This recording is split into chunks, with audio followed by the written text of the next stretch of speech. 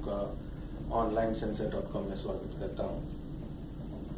और इस वीडियो का मकसद ये है कि आप लोगों तक ये मैसेज दिया जाए कि onlinesensor.com किस चीज़ में काम करता है और क्राउड फंडिंग हम किसको कहते हैं और $5gem.com क्या है और इसका ऑनलाइन सेंसर से क्या एसोसिएशन है और इनसे मिलकर हम काम करेंगे तो हमारी क्या बेनिफिट होगी। सबसे पहले हम क्राउड फंडिंग को जानने की कोशिश करते हैं। क्राउड फंडिंग एक ऐसा कॉन्सेप्ट है जहां पर लोग अपना अपना कॉन्सेप्ट, अपना अपना प्रोजेक्ट या कैंपेन यानी अपनी जरूरत को वो लोगों तक पेश करते हैं प्लेटफॉर्म द्वारा।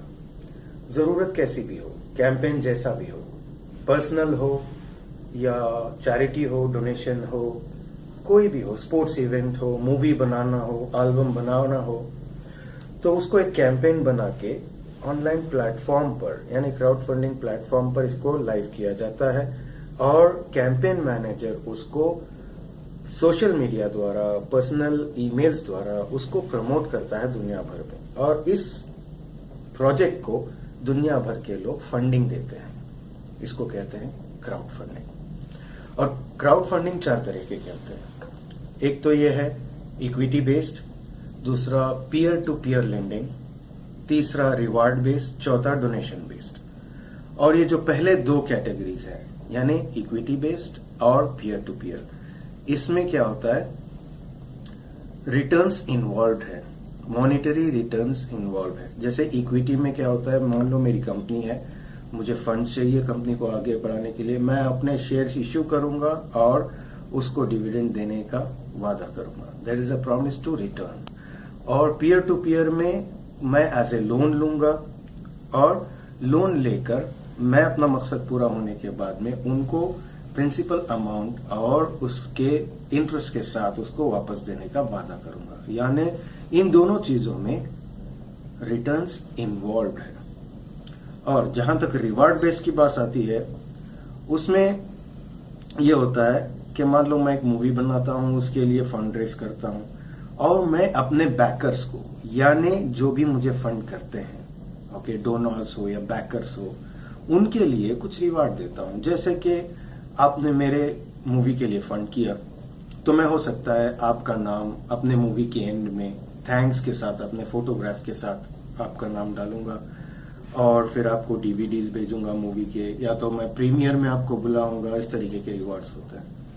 और चौथा है डोनेशन बेस्ड। डोनेशन बेस्ड होता है कि मैं सबसे पहले अपना कैंपेन, जो भी अपना रीजन हो, या पर्सनल हो या मुझे बंगला बनाना हो या मुझे फिर कोई स्कूल खोलना हो जो मुफ्त में गरीब बच्चों को एजुकेशन देगा, या कोई भी मेरा मकसद हो, मैं उसको ऑनलाइन में प्लेटफॉर्म में उसको लाइव करूंगा। जब उसको प्लेटफॉर्म पे चलाऊंगा, जो भी उसको फंड आएगा, जब मैंने फंड रिसीव किया, प्लेटफॉर्म अपना फीस रखेगा और मुझे अपना फंड दे देगा। Transaction over, no return is involve. ठीक है। पहले 2 के यानी इक्विटी और पीयर टू पीयर, ये 2 जो क्राउड फंडिंग टाइप्स हैं, इसमें गवर्नमेंट के रेगुलेशंस हैं। हर एक देश में अपना अपना है। इंडिया में भी सेबी ने इसको आरबीआई के हवाले कर दिया है, जहां पे आरबीआई गाइडलाइंस लेके आ रहा है इन दोनों के बारे में, जहां पर रिटर्न इन्वॉल्व है। बाकी के 2 रिवार्ड और डोनेशन बेस्ड, इस पर कोई रूल, कोई लॉ, कोई रेगुलेशंस अब तक नहीं है। और ये इक्विटी बेस्ड और पीयर टू पीयर बेस्ड में ये गवर्नमेंट एक्चुअली सेबी वेलकम कर रहा है इस चीज को, क्योंकि बहुत सारे छोटे एंटरप्रेन्योर्स हैं, छोटे टैलेंट्स हैं, टैलेंटेड लोग हैं, उनको फंड नहीं होने की वजह से वो अपना मकसद पूरा नहीं कर पाते। ठीक है, ये तो हुआ क्राउड फंडिंग। अभी बात समझानी ये है कि जहां इतने सारे प्लेटफॉर्म्स ऑलरेडी हैं जो सक्सेसफुली करोड़ों रुपए फंड रेज कर चुके हैं और बहुत सारे बड़े लोग इसको मतलब जो पसंद कर रहे हैं कि लोगों की जरूरत पूरी हो रही है, कैंपेन्स पूरे हो रहे हैं, सक्सेसफुल हो रहे हैं।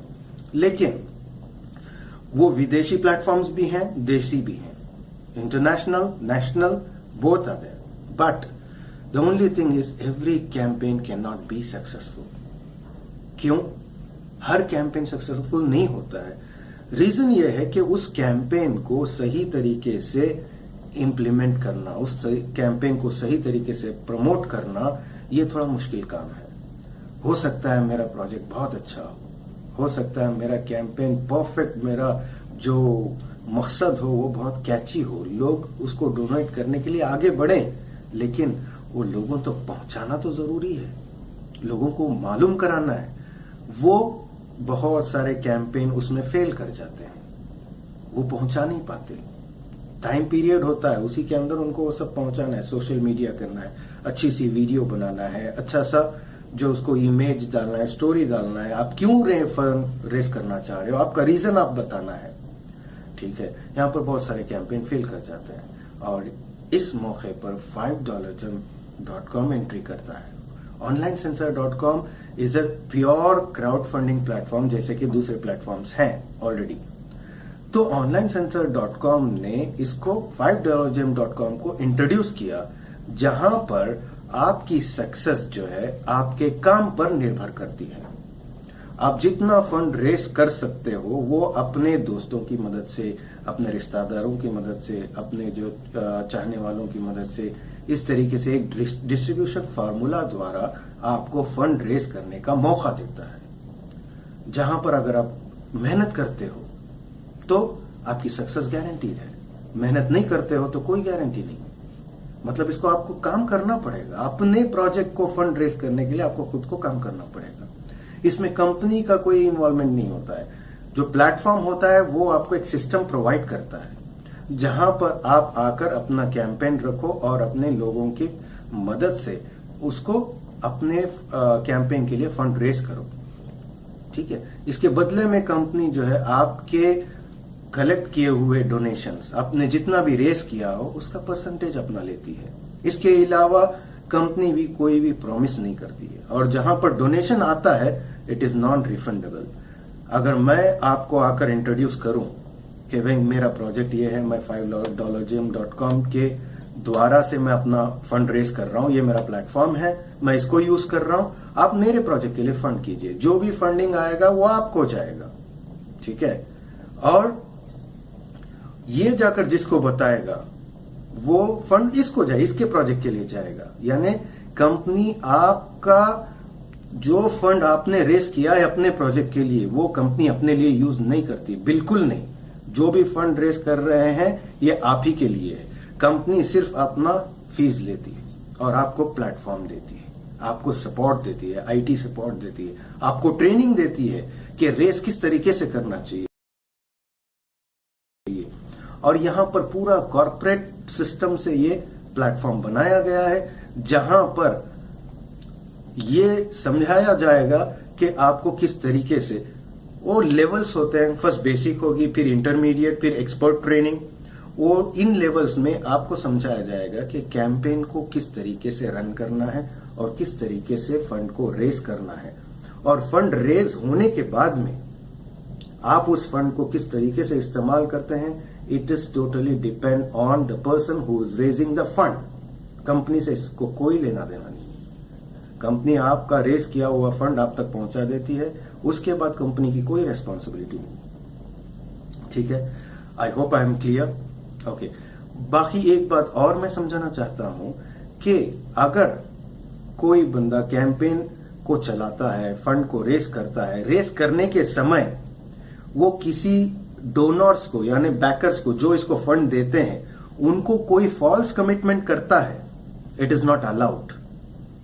अगर मैं ये कहूं कि आप मेरे को फंड दो, मैं इसके बदले में आपको कुछ दूंगा, आपको इसके इंटरेस्ट के साथ लौटाऊंगा, मैं इतना फंड होने के बाद मैं ये करूंगा, वो करूंगा, उसके बाद आपको दूंगा, ये सब फॉल्स प्रॉमिसेस अगर कोई करता है, इसकी कोई कंपनी रिस्पॉन्सिबल नहीं है, क्योंकि it is totally donation based.